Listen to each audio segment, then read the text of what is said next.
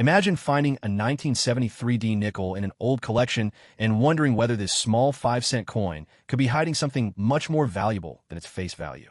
At first glance, it looks like an ordinary Jefferson nickel, but every old coin has a story, and some examples can become surprisingly interesting to collectors because of their condition, varieties, or genuine mint errors. Today, we're taking a closer look at the 1973D Jefferson nickel, its design, history, value, and the details you should never overlook.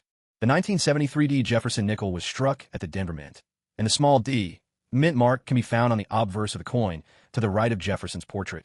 This was a fascinating period in American history. The United States was dealing with economic uncertainty, rising prices, and the aftermath of the Vietnam War.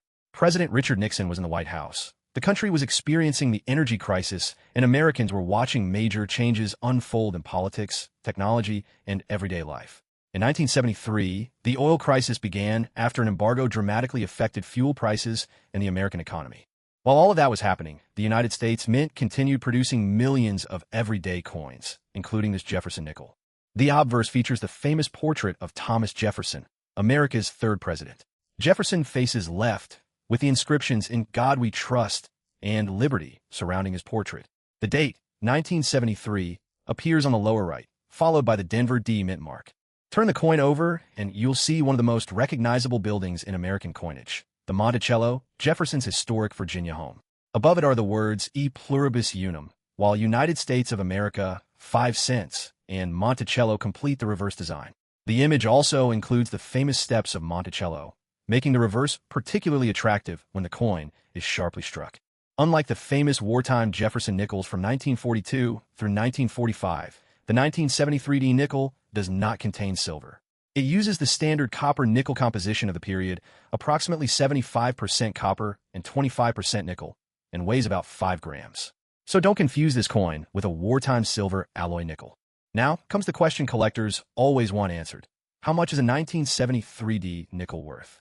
For most circulated examples, the answer is not a huge fortune. They generally remain close to face value, with better condition pieces carrying a modest collector premium. However, condition becomes much more important when you're dealing with brilliant, original, uncirculated examples. A sharply preserved coin with strong luster, clean surfaces, and excellent details can be worth considerably more than a worn example. The real excitement begins when you discover a genuine mint error.